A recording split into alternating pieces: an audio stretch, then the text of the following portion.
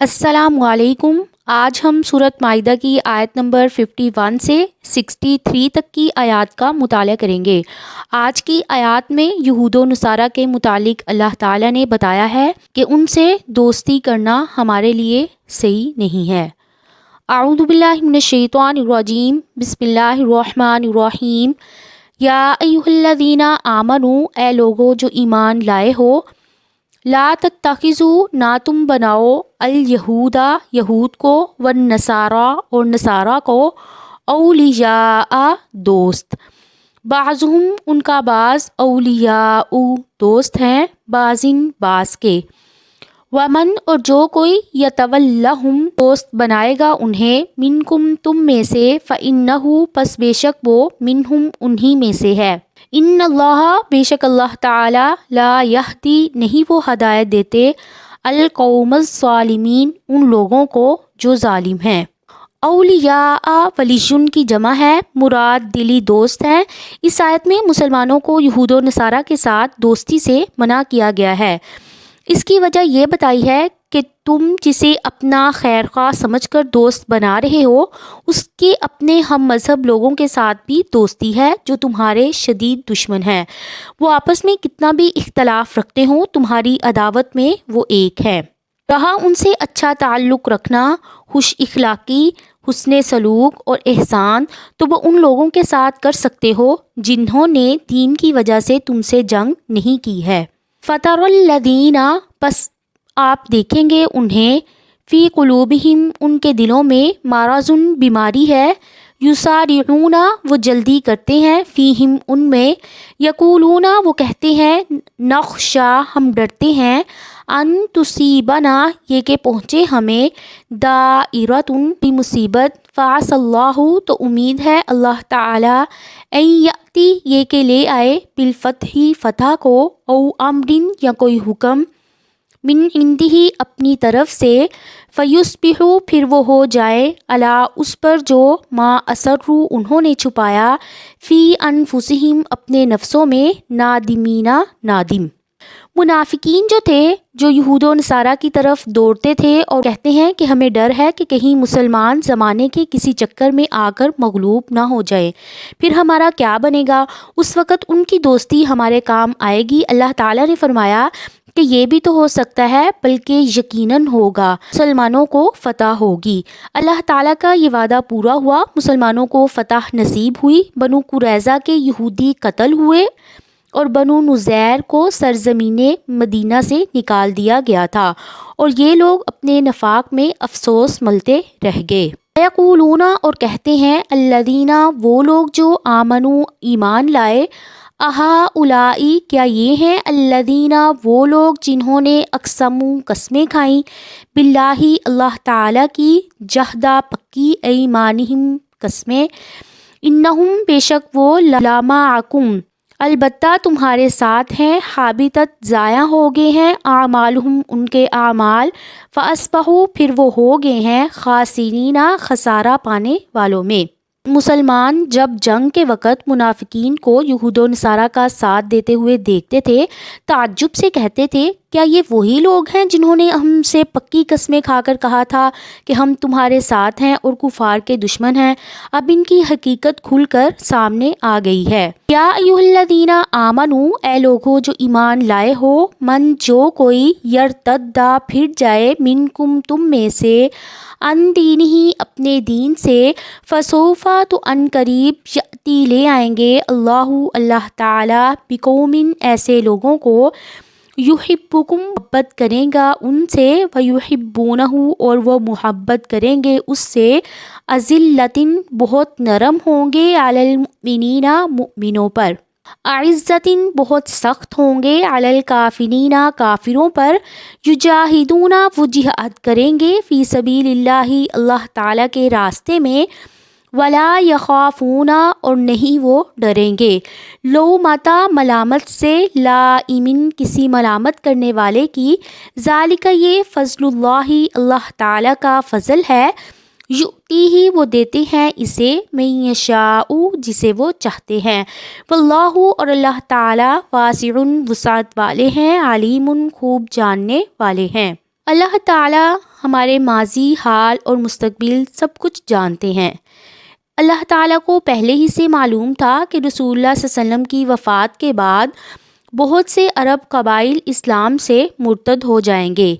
اس لیے اس نے یہ آیت جو تھی وہ پہلے ہی نازل فرما دی۔ جب نبی کریم صلی اللہ علیہ وسلم فوت ہوئے تو 3 مقامات مکہ، مدینہ، بحرین کے علاوہ تمام علاقوں سے عرب قبائل کے مرتد ہونے کی خبریں آنے لگی۔ وہ کہنے لگے ہم نماز تو پڑھیں گے لیکن زکوٰۃ ادا نہیں کریں گے۔ اس وقت حضرت ابوبکر صدیق نے ان مرتدین سے جہاد کیا۔ اس فتنہ ارتداد کا خاتمہ جن لوگوں کے ہاتھ ہونا تھا، اللہ تعالیٰ نے اس آیات میں ان لوگوں کی 5 صفات بیان کی ہیں۔ معلوم ہوا کہ حضرت ابوبکر صدیق رضی اللہ تعالیٰ عنہ اور ان کے ساتھی انصار اور مہاجرین اور یمن سے آنے والے مجاہدین میں یہ 5 خوبیاں موجود تھیں۔ انما بے شک ولیکم تمہارا دوست اللہ تعالیٰ ہیں، ورسولہ اور اس کے رسول ہیں، والذین اور وہ لوگ جو آمنو ایمان لائے، الذین وہ لوگ جو یقیمون الصلاۃ قائم کرتے ہیں نماز، ویؤتون الزکاۃ اور دیتے ہیں زکوٰۃ، وہم راکعون اور وہ رکوع کرنے والے ہیں۔ اس آیت میں انما جو شروع میں ورڈ آیا ہے، یہ کلمہ حصر کے ساتھ اللہ تعالیٰ نے اس کو بیان کیا ہے کہ تمہارے دوست صرف اور صرف اللہ تعالیٰ اور اس کے رسول اور اہل ایمان ہیں، اس لیے یہود کو مددگار اور دوست نہ بناؤ بلکہ صرف مؤمنین کو اپنا مددگار سمجھو۔ بعض لوگوں نے وہم راکعون کو ویؤتون الزکاۃ کے فاعل سے قرار دے کر یہ ترجمہ کیا ہے کہ وہ رکوع کی حالت میں زکوٰۃ ادا کرتے ہیں،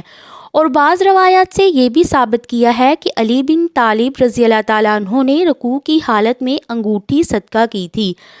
اس پر ان کی تعریف میں یہ آیت نازل ہوئی، مگر سب روایات بہت ضعیف اور کمزور ہیں۔ حافظ ابن کثیر نے ان روایات پر سخت تنقید کی ہے اور ان کو بے اصل قرار دیا ہے۔ یہ آیت عام مؤمنین کے حق میں نازل ہوئی ہے۔ وَمَن يَتَوَلَّ اور جو کوئی دوستی کرے گا اللہ تعالیٰ سے، وَرَسُولَهُ اور اس کے رسول سے، والذین اور ان لوگوں سے جو آمنوا ایمان لائے، فإن حزب اللہ تو بے شک اللہ کا گروہ، هم الغالبون وہی غالب آنے والا ہے۔ یا ایھا الذین آمنوا اے لوگو جو ایمان لائے ہو، لا تتخذوا نہ تم بناؤ الذین ان لوگوں کو جنہوں نے اتخذوا بنا لیا، دینکم تمہارے دین کو، ہزوا مذاق، ولعبا اور کھیل، من الذین ان لوگوں میں سے، اوتوا الکتاب جو دیے گئے کتاب، من قبلکم تم سے پہلے، والکفار اور کفار کو، اولیاء دوست، فاتقوا اللہ اور تم اللہ تعالیٰ سے ڈرو، ان کنتم مؤمنین اگر ہو تم ایمان والے۔ اس سے پہلی آیات میں خاص طور پر یہود و نصارہ کے ساتھ دوستی سے اللہ تعالیٰ نے منع فرمایا تھا، اب یہاں تمام کفار کی دوستی سے منع کیا ہے۔ وَإِذْ نَادَيْتُمْ اور جب پکارتے ہو تم، إِلَى الصَّلَاةِ نماز کی طرف، اتخذوها وہ بنا لیتے ہیں اسے، ہزوا مذاق، ولاعبا اور کھیل، ذالک یہ، بأنہم اس وجہ سے ہے کہ وہ قوم ایسے لوگ ہیں، لا یعقلون جو عقل نہیں رکھتے ہیں۔ اللہ تعالیٰ نے بتایا کہ جب تم آواز دیتے ہو تو اس سے مراد نماز کے لیے اذان دینا، پھر یہ اس کی نقلیں اتارتے ہیں، مذاق اڑاتے ہیں، ان کے الفاظ کو بدلتے ہیں۔ شیطان کو بھی اذان کی آواز برداشت نہیں ہوتی ہے۔ حدیث میں ہے کہ شیطان جب اذان کی آواز کو سنتا ہے تو کوس مارتا ہوا بھاگ جاتا ہے کہ اذان اس کے کان میں نہ پڑے، پھر جب واپس آ جاتا ہے اقامت کے وقت، پھر پیٹ پھیر کر چل دیتا ہے، جب تکبیر ختم ہوتی ہے تو پھر آ کر نمازیوں کے دلوں میں وسوسے ڈالتا ہے۔ قرآن میں کہیں بھی اذان کا طریقہ بیان نہیں ہوا ہے، اس کے لیے حدیث رسول سے رہنمائی لینا ہوگی۔ معلوم ہوا کہ حدیث کے بغیر قرآن پر عمل ممکن نہیں ہے۔ کہہ دیجئے اے اہل کتاب، ہل تنقمون منا تم ہم سے کس چیز کا انتقام لیتے ہو، الا سوائے یہ کہ آمنا ہم ایمان لائے باللہ اللہ تعالیٰ پر، وما انزلا اور جو کچھ نازل کیا گیا ہے، الینا ہماری طرف، وما انزلا اور جو کچھ نازل کیا گیا ہے، من قبل اس سے پہلے، وان اکثرہم اور بے شک اکثر ان میں سے، فاسقون فاسق ہیں۔ پہلی کتابوں پر جیسے تورات، انجیل اور زبور وغیرہ، مطلب یہ ہے کہ تم جانتے ہو کہ ہمارا ایمان انہی چیزوں پر ہے جنہیں تم بھی صحیح مانتے تھے، پھر تم ہم سے کس بات کا انتقام لیتے ہو، اور ہمارا کیا عیب ہے جس کی وجہ سے تم ہم سے دشمنی رکھتے ہو۔ کل کہہ دیجئے، حل انبئکم کیا میں خبر دوں تمہیں، بشرٍ من ذالکا سے بدتر کی، مثوبتاً جزا کے اعتبار سے، عند اللہ اللہ تعالیٰ کے نزدیک، من لعنہ اللہ وہ جو لعنت کی ہو اس پر اللہ تعالیٰ نے، وغاضب اور غضبناک ہوا ہو، علیہ اس پر، وجعل اور اس نے بنائے، منہم ان میں سے، القردۃ بندر، والخنازیر اور خنزیر، وعبد اور جس نے بندگی کی، طاغوت کی، اولئک یہی لوگ، شرٌ بدترین ہیں، مکاناً درجے میں، واضل اور زیادہ بھٹکے ہوئے ہیں، عن سواء السبیل سیدھے راستے سے۔ اس میں مخاطب جو ہیں وہ مؤمن ہیں جو یہود و نصارہ سے کہہ رہے ہیں کہ تمہارے گمان میں ہم برے ہیں، یہ تم ہم پر عیب لگاتے ہو اور انتقام لینے کی کوشش کرتے ہو۔ ذرا اپنی تاریخ پر بھی غور کرو اور اپنے پہلوؤں کے بارے میں بھی کچھ کہنے کی جرات کرو جن کا انجام اللہ تعالیٰ کے ہاں اس سے کہیں بدتر ہوا ہے اور ہونے والا ہے۔ تمہارے آباء و اجداد ہی تھے جو دین کا مذاق اڑانے اور مختلف جرائم میں مرتکب ہونے کی وجہ سے اللہ تعالیٰ کی لعنت کا اور غضب میں مبتلا ہوئے تھے۔ سے اصحاب سبت کی صورتیں مسخ کر کے انہیں بندر اور خنزیر بنا دیا گیا تھا، جو شیطان کی اطاعت میں اس حد تک نکل گئے کہ انہوں نے طاغوت کی عبادت شروع کر دی، جیسے سامری کا بنایا ہوا بچڑا جو دراصل شیطان ہی کی پوجا تھی۔ اور جب جاءکم وہ آتے ہیں تمہارے پاس، قالوا وہ کہتے ہیں، آمنا ہم ایمان لائے، وقد اور تحقیق داخلوا وہ داخل ہوئے تھے، بالکفر کفر کے ساتھ،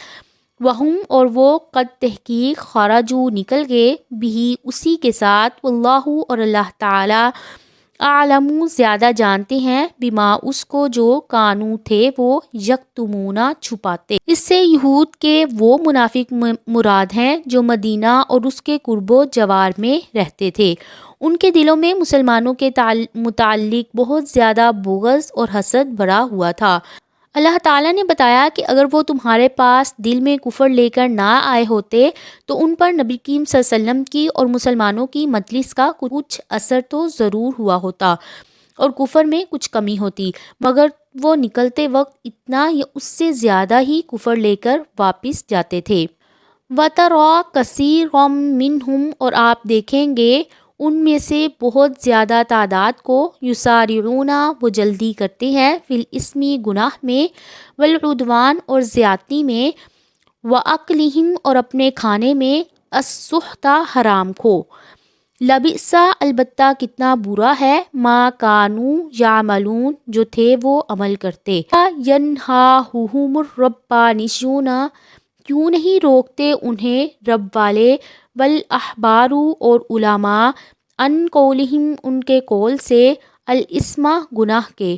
واکلہم السحت اور ان کے کھانے سے حرام کو، لبئس ما کانوا البتہ کتنا برا ہے جو تھے وہ، یصنعون کرتے۔ اس آیت میں بتایا ہے کہ جس طرح گناہ کرنا جرم ہے اسی طرح گناہ سے ناک روکنا بھی جرم ہے۔ جریر رضی اللہ تعالیٰ عنہ بیان کرتے ہیں کہ میں نے رسول اللہ صلی اللہ علیہ وآلہ وسلم سے سنا، آپ فرماتے تھے کہ کوئی بھی شخص جو ایسی قوم میں ہو جس میں برے کام کا ارتکاب کیا جاتا ہو، جو اسے روکنے کی قدرت رکھتے ہوں بھی مگر پھر بھی اسے نہ روکیں، تو اللہ تعالیٰ ان کے مرنے سے پہلے ہی ان پر کوئی عذاب بھیجے گا۔ ان کے علماء اور مشائخ انہیں جھوٹ کہنے اور حرام کھانے سے کیوں منع نہیں کرتے ہیں؟ یقیناً ان کے علماء اور مشائخ بھی جو کرتے چلے آئے ہیں بہت برا ہے۔ انہیں منع کرنے کی بجائے وہ خود بھی جھوٹ کہہ کر اسلام سے روکتے ہیں اور رشوت اور حرام کھاتے ہیں۔ یہ تھی آج کی آیات جن کا ہم نے مطالعہ کیا۔ اللہ تعالی ہمیں حلال چیز کھانے کی اور رشوت اور ان جیسی بری چیزوں سے بچنے کی توفیق عطا فرمائے۔